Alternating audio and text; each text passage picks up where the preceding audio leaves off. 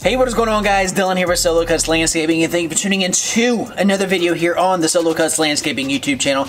I appreciate every single one of you guys that stopping by and share some time with me here on the channel. Now, today's video, as you can see right here next to me, we have a brand new RBG 712 blade grinder. You guys have been seeing these pop up probably here on social media. I would say this year they kind of got a big push, but we have been eyeballing one of these for a while now. We've been using the Oregon blade grinder. So what we're going to talk about today is why I decided to drop the Oregon blade grinder and go with the RBG 712. Then we're going to run a few blades through this and see how well it works. So guys, stick around, stay tuned, enjoy. Let's get right into this video.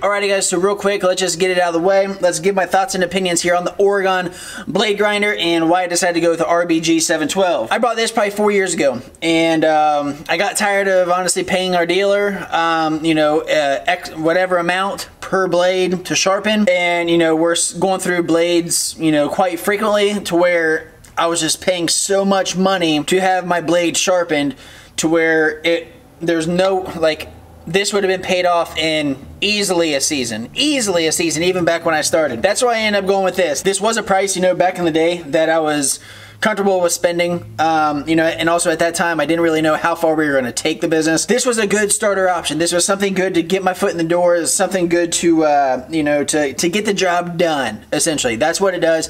It really gets the job done. Things that I don't like about this this blade sharpener is because it is on, you're manually dragging it yourself through this disc here. To cover the whole cutting surface, you have to pull the blade this way, then this way, and then this way. Because when you pull it straight through, it wants to cut the top. When it put at an angle, it'll cut the middle, and then cut at another angle, and it'll get that cutting edge. I felt like I was never able to get a smooth, even grind on that cutting edge.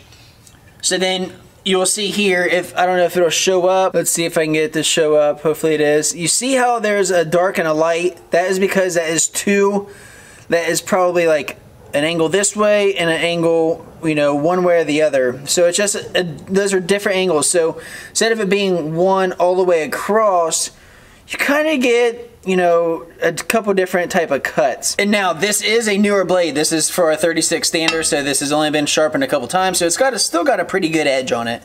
So it hasn't been taken too much off.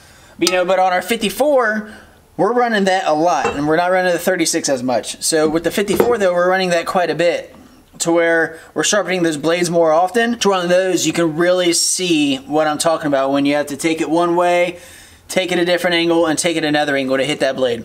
I don't know, maybe I just could never find the sweet spot, and someone else, whoever else has ran this, they could find that sweet spot to where they could get the whole blade. I was just never able to find that sweet spot. So with that, it takes more time to sharpen the blades.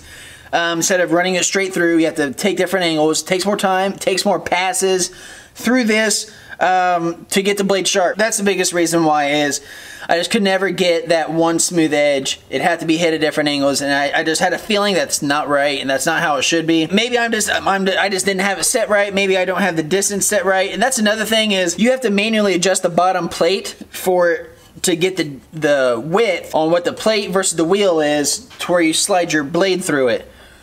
So with that, I just feel like there's more room for error with that, because then it's off my judgment, and it could go maybe it needed to be a little wider, maybe it needed to be a little narrower. I don't know. I just could never find that sweet medium. So that's why I end up stopping using the Oregon blade grinder. Now let's get to the RBG 712. So now the RBG 712, if you guys have not seen the RBG 712 before, I will put a link down in the description below. I got this off Amazon, and I'll tell you what, when it comes up on Amazon, if you're looking to buy one, whenever you see it on Amazon for sale, you better just go ahead and buy it, because it really does sell like hotcakes.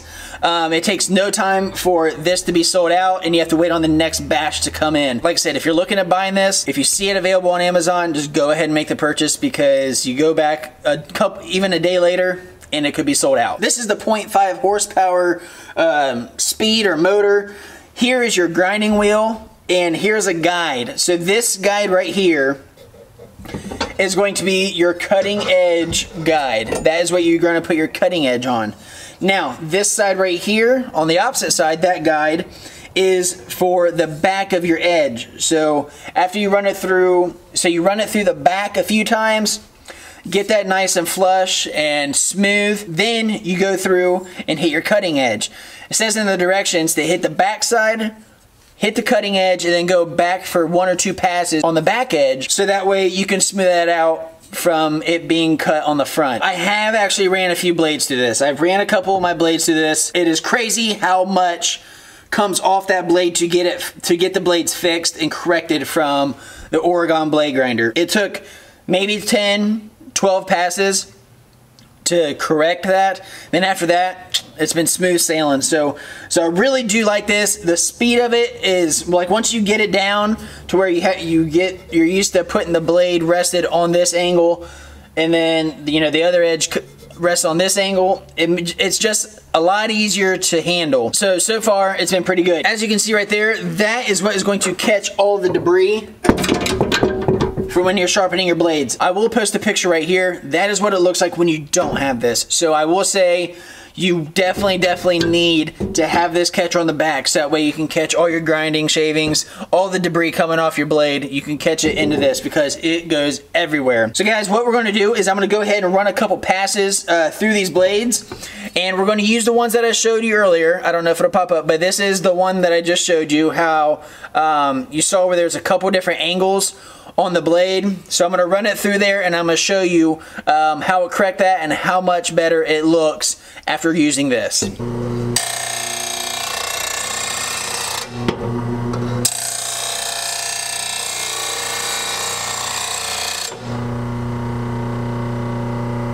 So there you can see we just hit the back side of the blade right on that edge. Now we're going to go to the cutting edge.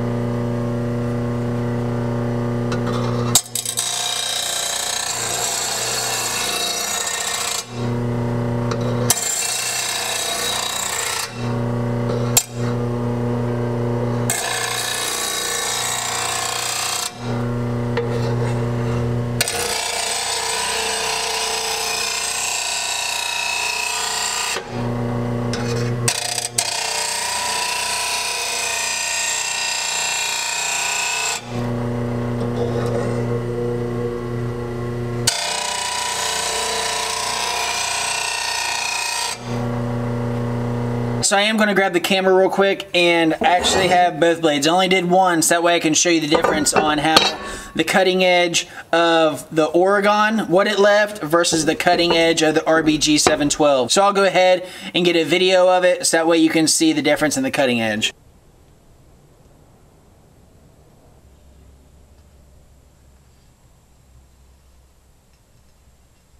So that was probably a little better visual of what I was talking about, how there was like 2 different angles on the blade versus the RBG just putting down a smooth, sharp angle. And I'm telling you, that is daggone sharp and pretty dang perfect. It really does put down a great cut on the blades. So I'm going to say this, I think it's worth the hype. I think it's worth the investment, because that the Oregon blade grinder was a few $100s. Brand new, and like I said, it got the job done, and it was what I could afford at the time. So it was the best I could afford at the time. Now we have a little more money coming in, and now we're doing 4 times the amount of properties that we were doing then to now. So investing in a better piece of equipment to take care of this task is going to be great. And also, thinking about down the road when we have employees, when I have guys that are doing this maintenance work, this is darn near foolproof. This is going to give a great cut every single time. It's going to be so easy to show someone how to use this grinder versus trying to get them to get a good cut on the Oregon. So think of it that way as well, as easier for you, the one that, say the owner that's that may start off doing all the work, but eventually you're going to be paying guys to do this. So that's what I'm thinking, is this is going to be gravy to teach someone how to use it. So as they're the ones that are going to be sharpening the blades, you know your blades are going to be in great shape because this is basically dummy proof. Alright guys, so that is it for this video. I did just want to show you a little bit of the RBG 712 and how it compared up to the Oregon blade grinder. My thoughts and opinions on the Oregon versus this. I know a lot of folks use the Oregon. A lot of folks are hopping on the wagon of the RBG 712. I think it's great. I think it's going to be great for us. Now I'm telling you how quick it is to sharpen blades with this versus the Oregon is almost night and day. But remember, if you're going to buy this, spend the extra money and get your debris catcher. You're going to need it because it throws up the debris everywhere and a lot comes off of here. So guys, if you did enjoy this video, do me a favor, give it a big thumbs up, drop a comment down below. What are you guys using to sharpen your blades? Are you using an angle grinder? Do you have a system like the Oregon blade grinder? Do you have the RBG 712? What is it that you guys use in your business to sharpen your blades? I would love to know down in the comments below, because hey, you never know. We may outgrow this, or there may be something better that, you know, we may want to try out. So guys, drop that comment down below. I would super appreciate it. If you're not already a subscriber, be sure to smash that subscribe button and hit that bell so that you get a notification every time I drop a video. And guys, as always, remember, do what you love what you do, but never stop. Guys, we will see you in the next one.